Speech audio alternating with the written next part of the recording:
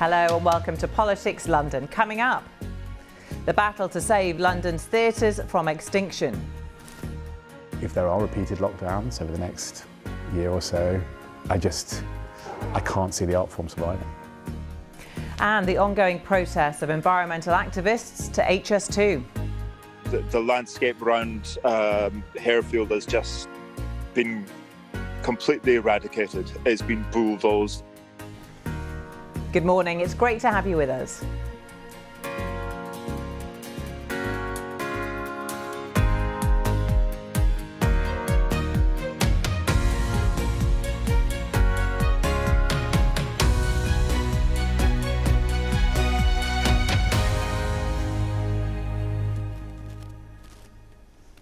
Hello and a very warm welcome. I'm Samantha Simmons. Joining me for the duration of the show, Seema Malhotra, Labour MP for Feltham and Heston, who is Labour's Shadow Employment Minister, and the Conservative MP for Ruislip, Northwood and Pinner, David Simmons. No relation, of course. A very warm welcome to you both. And as ever, if you'd like to join in the conversation at home, do follow us at BBC London News.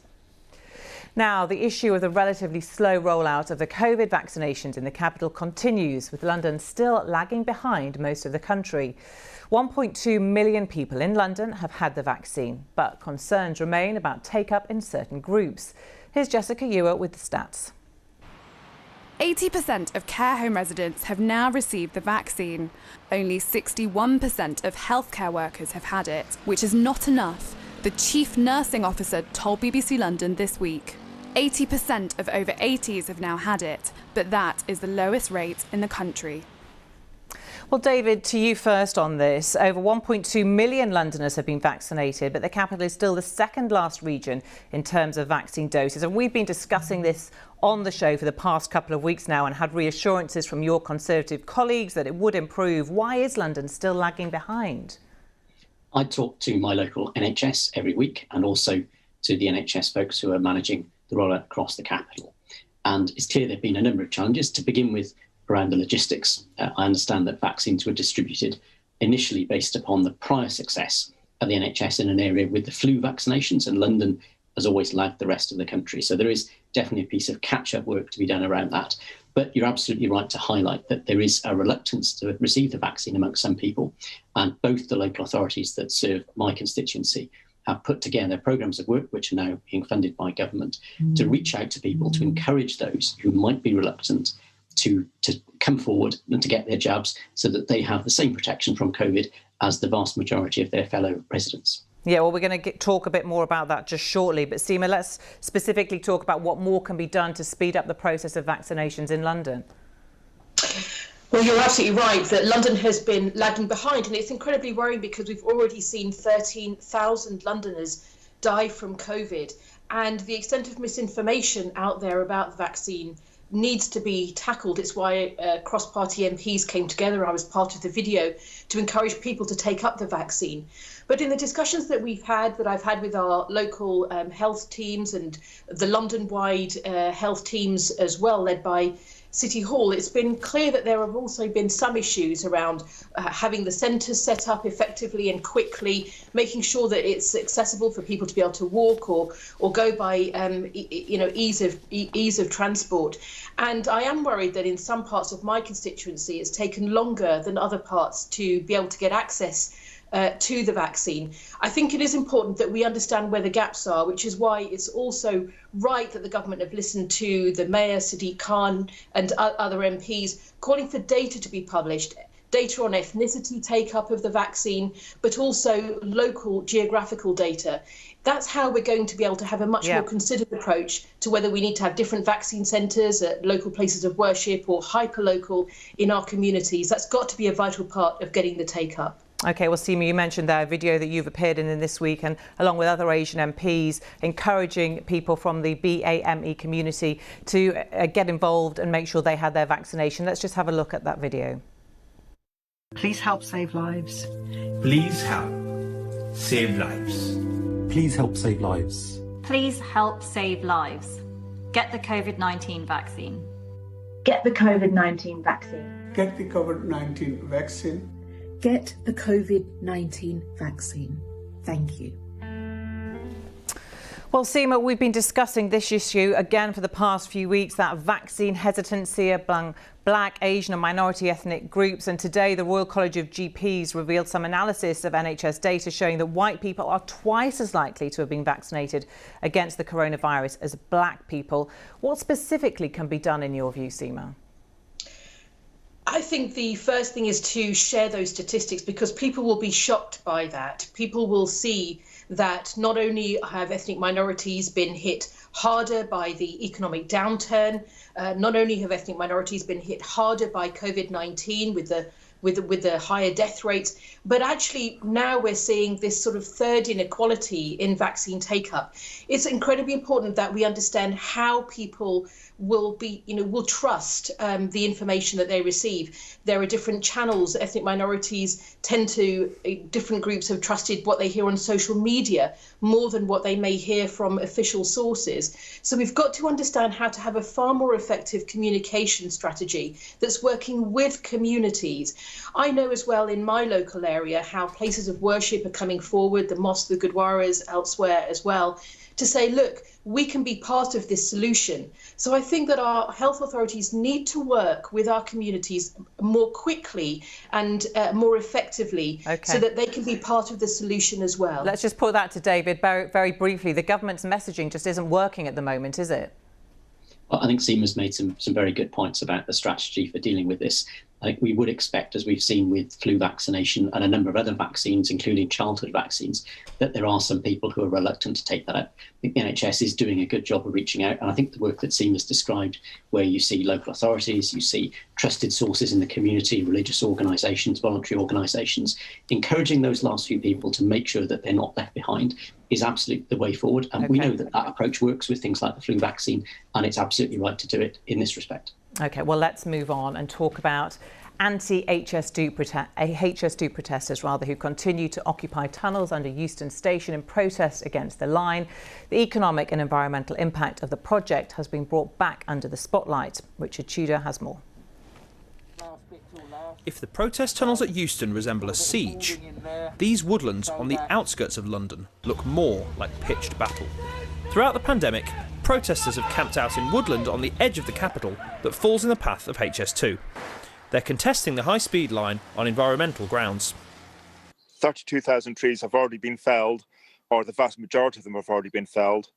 The landscape around Harefield has just been completely eradicated. It's been bulldozed. The viaduct is going to be plunging 35 massive concrete stanchions, smashing straight through the Mid-Colne Aquifer.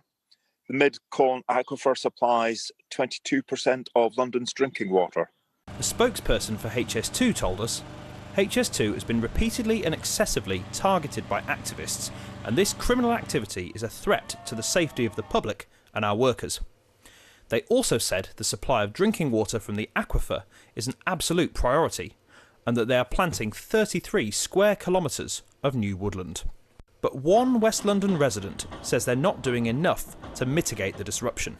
Chris lives just metres from the site at Old Oak, so close that HS2 are taking over his garden for 4 years to carry on building.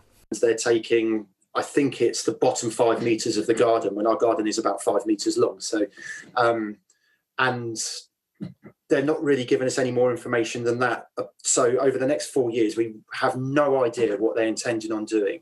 Chris is concerned about what little power he has over the works. 1 week last March, the drilling was so loud, it rattled the pans in his kitchen.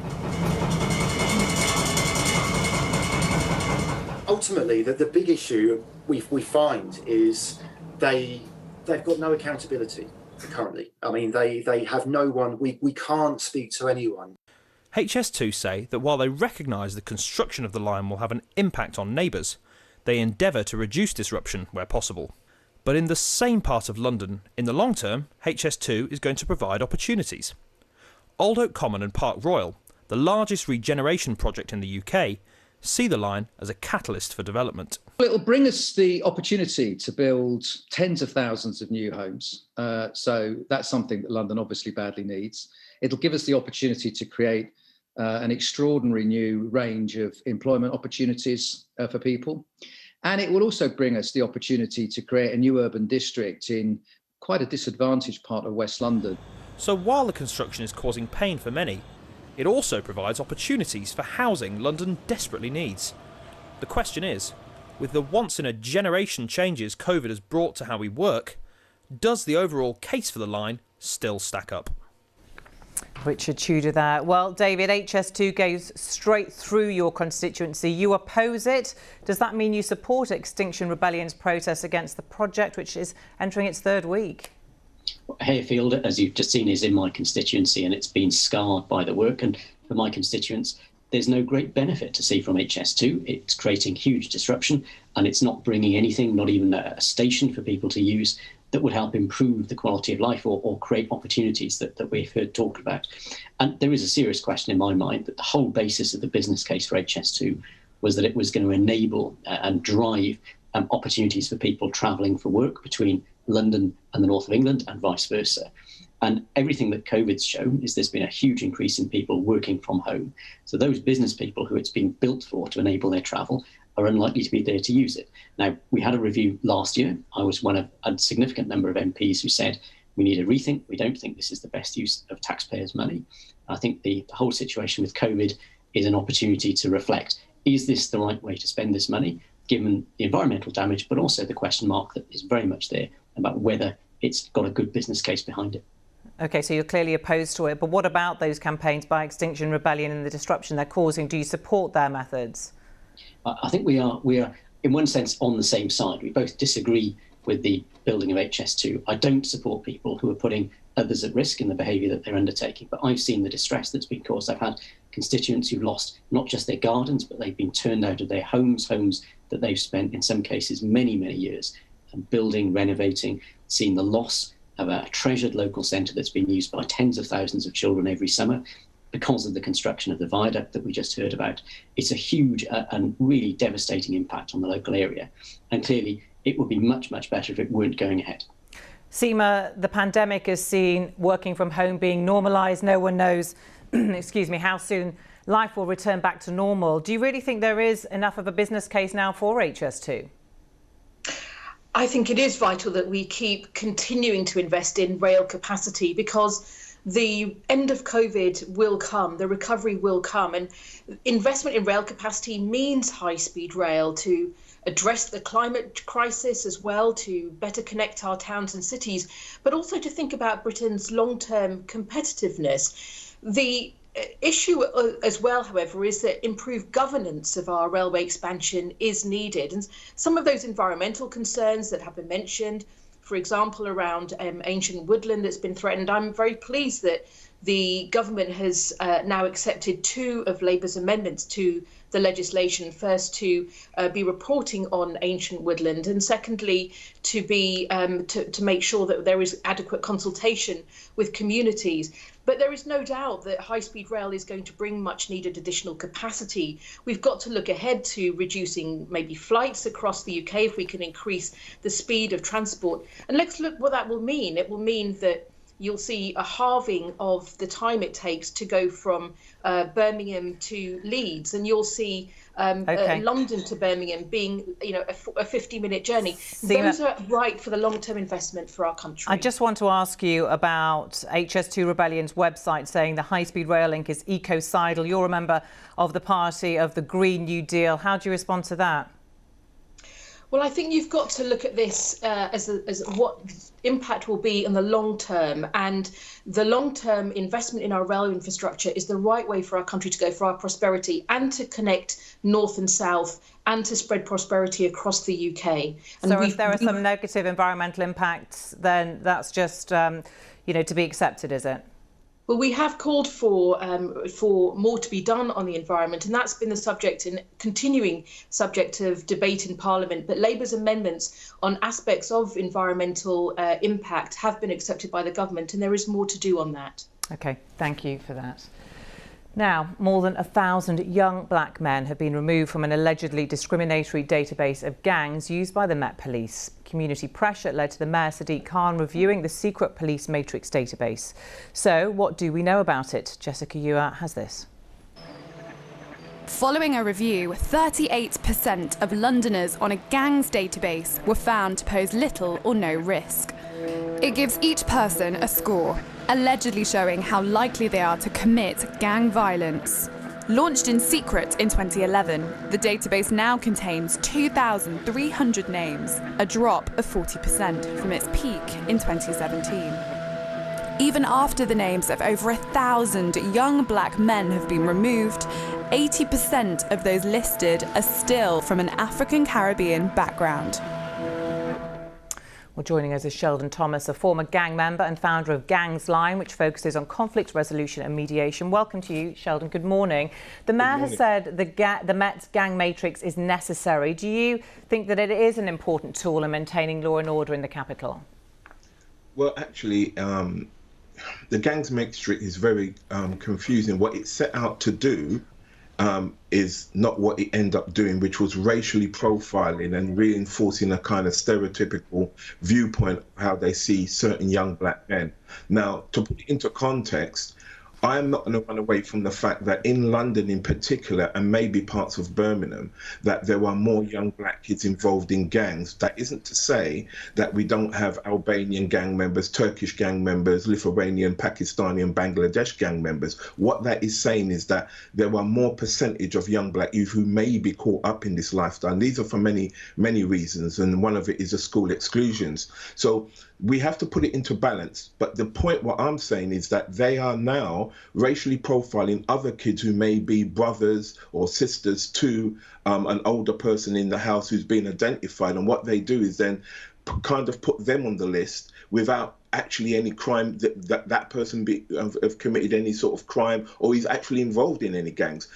Taking them off the matrix is going to be quite damaging for some of them, because that may stick with them throughout their adult life in trying to get jobs, in trying to move on in society, because there is a stigma attached to the gangs matrix if you're on it and you've never been involved in any gangs or anything, and it will affect them in long term. But I think we have to put things in perspective as well. When we're talking about the gangs matrix, the police, we have to understand that the wider society racially profiles against young black men, in the sense of, if you look at jobs in terms of any statutory agencies, whether it be the Home Office, whether it be the local authority, whether it be the NHS, you cannot find a single black person in top decision-making positions in those agencies, in those organisations. I just want to ask a bit more about the matrix, and do you think that actually it does protect the public and that should be the priority here? I think we need more evidence to suggest it does, because at the moment we have seen a catastrophe of rise of violence that has been occurring over the last year and a half, and even during lockdown. So I'm not quite sure, because again they say the same thing about stop and search, and that has not proven a deterrent. I'm not suggesting that the police shouldn't come up with with ideas. What I am saying is that it's very hard to prove that this gangs matrix actually stops gang violence or actually keeps the public safe. There is no evidence to suggest that. David, what's your view? Sheldon there clearly doesn't feel that there's any justification or enough of a justification with the evidence at the moment for this gangs matrix. I think Sheldon's got a very, very valid point in what he says, that the key thing with all of this, and police work forever has used information that people know about individuals to help to manage risk. I've seen the benefit in my 20-odd years as a councillor in London, where local authorities, police, the NHS work together to identify people who may be at risk, to try and intervene early, to keep them safe, to keep family members safe. And that can bring a huge benefit. But clearly that mustn't be used in a way that's discriminatory and that's inappropriate. And it's clear that there has been a lot of concern about the way that this particular system has operated. Seema, what's your view? Couldn't the Mayor do more to address suggestions that the database is discriminatory? I mean, they've cut numbers, but 80% of those on the list are still African Caribbean. Well, the Mayor was right to order a review of the gangs violence matrix database in 2017, and it's the recommendation of those that review that's been started to be taken forward. And that's right, because there were community concerns that young black Londoners were disproportionately represented, and communities also had deep reservations about how the matrix operated. Sheldon's right that there could have been or could be if not used appropriately, that there are disadvantages to young Londoners on the matrix. There were concerns around sanctions relating to housing and other public services. But what is important to see is that we've had more than 1,000 young Black Londoners with little or no evidence of links to gangs taken off the gangs violence matrix as a result of the Mayor's review. I think that's really important, because if ongoing review and audit suggests that they're no longer a risk either to those young people or that they are no longer a risk, then they should be removed from the database.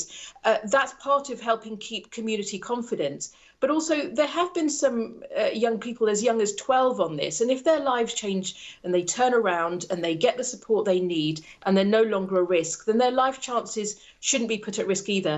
We need those safeguards as well around the database and to make sure that it's got the confidence of the community. Thank you. I just want to get Sheldon's response on this. And what more would you like to see to be done to deal with the gangs issue in London, just briefly?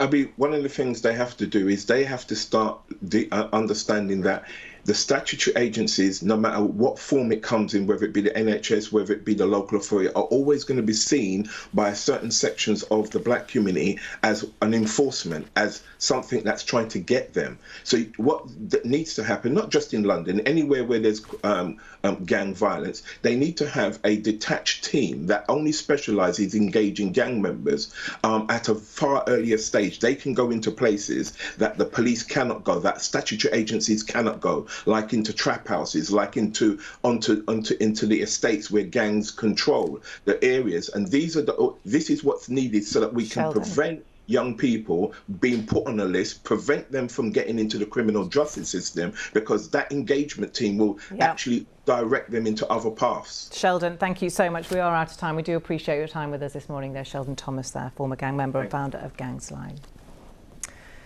Now, for the past year, theatre doors in London have, of course, mostly been closed to the public because of COVID, despite a government cultural recovery fund created last year worth almost £1.6 billion. They do fear for their future. And this week, a new report says the demise of the capital's theatres will have a hugely detrimental effect on London's wider economy. Aggie Shambra reports. The West End as we knew it then and now. Some theatres are going to extraordinary lengths to keep culture alive. Him was supposed to open for audiences last month, but with the latest national lockdown, plans were scuppered. The play will instead open to audiences, online, in 2 weeks for 4 nights only. Rehearsals are ongoing and are subject to strict safety measures. Morning. The company are tested twice a week and have to wait in the lobby until their negative tests come through. They must maintain social distancing at all times, apart from playwright Lolita Chakrabarti and actor Adrian Lester, who happen to be married. While we're telling a story about people who are getting to know each other and to all intents and purposes falling in love, we've had to keep 2 meters apart and make sure that neither actor touches anything. It's doable. It's possible. We're inventing new ways of doing it with live streaming, which is a way of bringing live performance into your home. But it would be very difficult if this was the world now. Difficult creatively, but also challenging logistically. I think we have found a way, but it's not financially sustainable. The piece is heavily subsidised by the theatre. We've lost millions and millions of pounds in lost income this year, like all arts venues.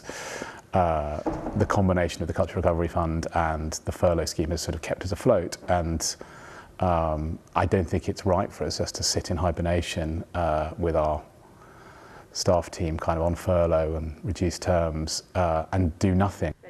So it's all for the sake of keeping the arts alive, so when the latest round of restrictions lift, we'll be able to once again enjoy London's world-beating theatrical experience. Because without that, this place and many more like it will just be empty chairs at empty tables. The Almeida isn't the only theatre to adapt. The Alcola in North London is building this outdoor COVID-secure venue. And then box office further down. Hoping to open in spring, The roof should protect against actors having to sing in the rain, but with just 90 seats, the enterprise is also unlikely to be profitable. And more innovation from the Southbank Centre, who last month put on a digital festival platforming the work of disabled artists. And this dancer, unable to perform on stage, has spent lockdowns entertaining his street. If venues do shut forever, it will matter to more than just the culture-loving crowd.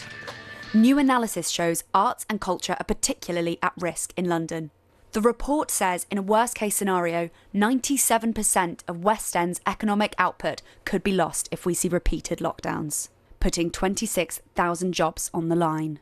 Related to the theatres, you've got retail, you've got tourism, you've got pubs, you've got restaurants. You know, there's a whole ecosystem that works together, and theatres are really at the heart of that ecosystem. I think more can be done. You know, I think that there is the Cultural Recovery Fund, and that is fantastic. But I think, you know, we've got to support the whole cast and not just the headline acts. But behind the scenes, there's hairdressers, there's carpenters, there's a whole kind of army of people working to make this industry. And, you know, the funding hasn't reached everyone, it's fair to say. There have been people dropped through the net, especially freelancers.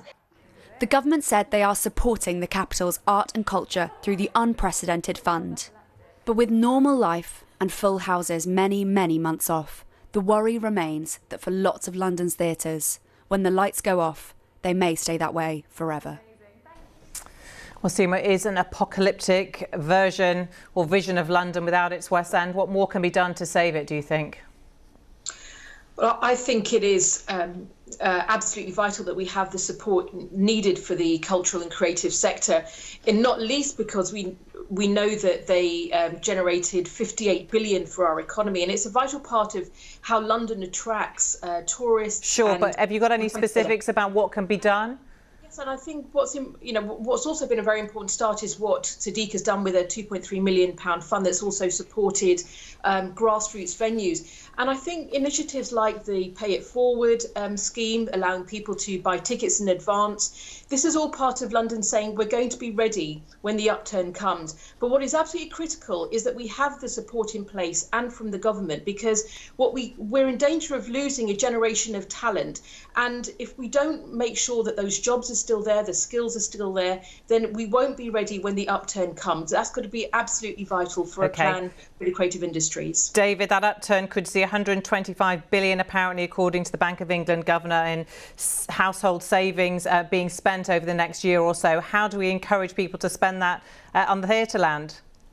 I think people are really looking forward to the reopening, and high streets like Hatch End in my constituency that are full of restaurants, they're real destinations. People are looking forward to being able to go out again, and as you described, there's a lot of money in bank accounts that those businesses, that those jobs will see the benefit of. So the vaccination programme rollout, clearly the priority is to make that happen as quickly as possible so that we can reopen and ensure that those vaccinations continue to be really effective, with the work that government's doing with a number of different vaccine companies to keep ahead of any possible mutations, so that we don't see a return to lockdown. Now, my brother-in-law is an actor. I know he has many other talents that he turns to in times when theatrical work, which is inherently seasonal, has not been so good.